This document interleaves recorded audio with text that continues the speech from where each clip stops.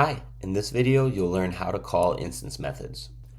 In a previous lesson, you learned about two types of custom methods that you can define or use.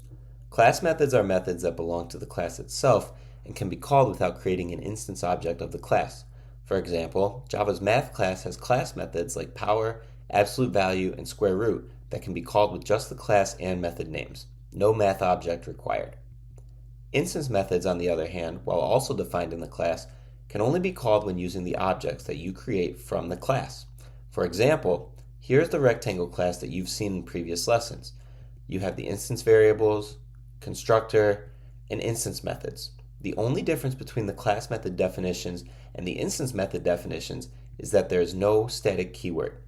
When the keyword is not present, like for these three methods, that means an instance object must be created in order to use them. Let's create a rectangle object and give them a try.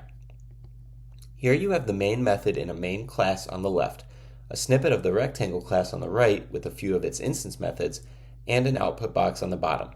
Let's start by creating one rectangle object.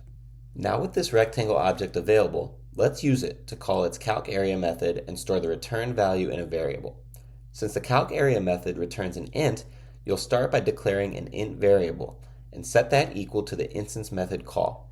To call an instance method, you'll use the dot operator with the format object name dot method name.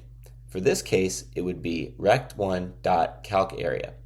Notice there are no arguments in the parentheses because there are no parameters defined in the method signature.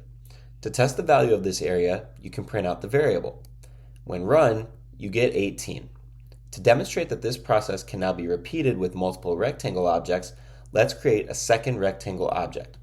Use the same notation with second object name to call the calc area method and print out that value, and when run, you now get 18 and 24, the areas of the two rectangle objects you created. Notice how both objects call the same instance method, but the results are dependent on their own individual attribute values.